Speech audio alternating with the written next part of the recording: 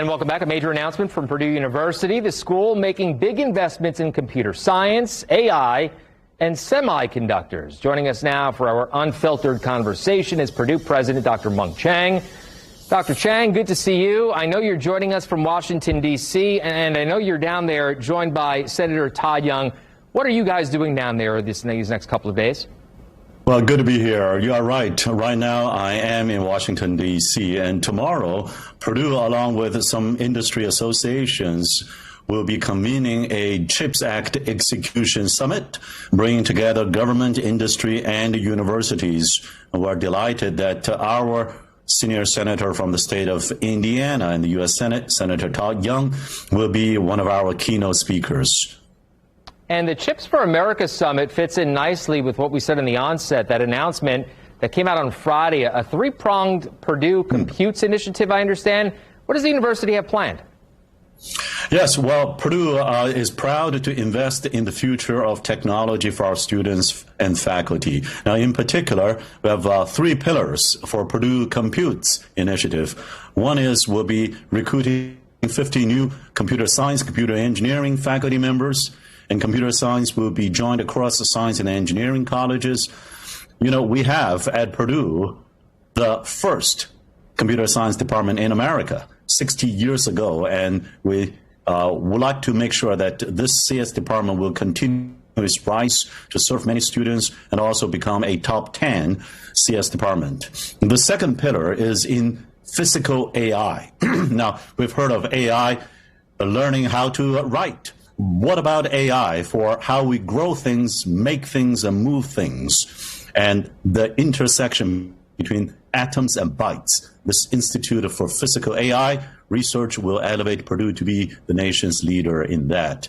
And then third is $100 million with $49 million approved, but the total plan will double that in the coming years to improve our semiconductors research and teaching facilities, making sure that Purdue stays at the forefront of America's semiconductor revival. All of that extremely interesting. I want to circle back to AI because, as you very well know, it's been everywhere in the news lately. How is Purdue getting and staying ahead in the rapidly growing world of artificial intelligence? Well, you know, we have actually 10,000 students about applying to be in Purdue's computer science or data science or AI majors this year. Is just huge demand to those majors. But also, it is changing the entire society, all the digital economy, and indeed the way we live. We want to make sure that Purdue and our state of Indiana remains at the forefront of defining what AI should be like, and not just for how we read and write, which are extremely important, but also, as we said, how we grow things, how we make things, how we move things. What are the implications of AI to advanced manufacturing, to agriculture and ag tech? And that's the gist of this Institute for Physical AI, the first of its kind in the country. Dr. Chang, I have about a minute left, and I appreciate you coming on. You've talked in the past about the development of a 63-mile stretch from I-65 from the Purdue campus in West Lafayette in the heart of Indianapolis to the heart of Indianapolis. What role do you envision Purdue and Indianapolis playing in that initiative that we were talking about, the three-pronged initiative?